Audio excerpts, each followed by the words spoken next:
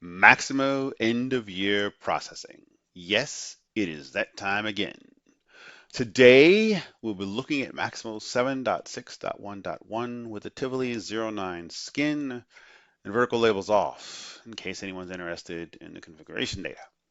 Before we get into the slide, let's take a look at Maximo for a couple of examples where this is relevant.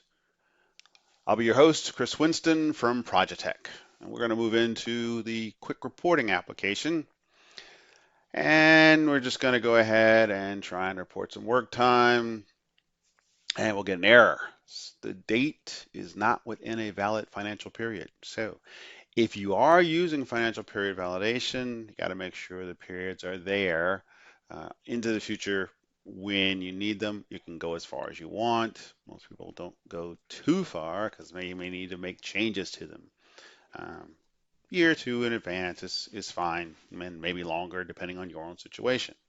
Also, it needs to be managed around your business year, which may be the calendar year, or it may not. You may need to deal with these at some later time.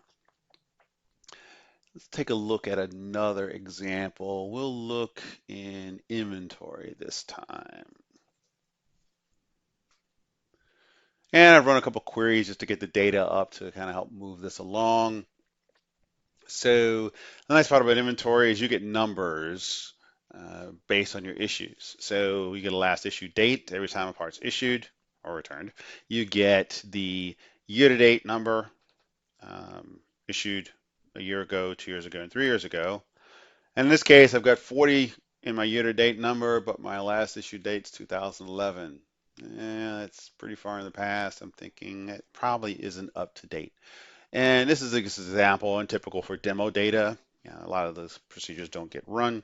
So you would, clearly see this in a demo, but you should not see this in production where you have a year-to-date number of issues, but a last issue date not in the current year, not even in this case in the current 5 years. So it's just something else to keep in mind.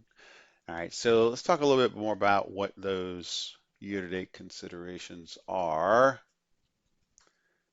Get back to, there it is. So assets, for example. Assets have a year-to-date cost bucket on each asset record. And assuming you're running your cost roll-up report, get an update in the database, then that number is continuing to increase during the year. And at the end of the year, what you want to do is zero it out. Nice feature in this case, you can do multiple assets at one time from the list tab as opposed to having to do them one at a time. Just the opposite is the case for labor. Labor can only be done one labor record at a time, so you'll want to script that. And that's for the hours, regular and premium, I believe, that are going to be available on the labor record. Going forward, inventory, which we just took a look at, and this also can be done from the list tab. So if you want to do a storm at a time, you're fine. And you can go ahead and make the updates, and then they would be available to you with a zero year-to-date issue in the year-to-date issue field on the inventory record for that storeroom. And then just get them all done. And if we look at the financial periods issue, which is in the chart of accounts, again, assuming you do the validation, then you want to make sure that those periods are actually in and in place. And there are a number of other areas that you may need to consider.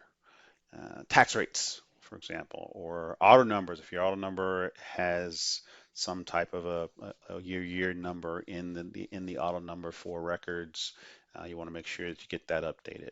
If you're using calendars for labor availability or asset availability, you want to make sure your calendar extends into the next year. Uh, Sometimes you have integrations as well, so you may need to update data on the Maximo side for things coming in or going out to some other piece of electronics where that date is part of the number. And if we look back at Maximo, again, just to show you here first on the list tab in inventory adjustments, there's our 0 year-to-date quantities, and you can do several at once. For the chart of accounts, in the case of financial period, as you can see in this particular instance, I have plenty of financial periods already in place. So the way I generated the error was I just altered one of those, and I'll just go ahead and fix it. And you can see here I shut it off um, well before it should have been. Oops, let's go. That's better. That's what I'm looking for. And that fixes it. And I can actually go back to quick reporting. And that was 1022, I believe. And okay, new row. Works just fine. And let's see if Smith's still around.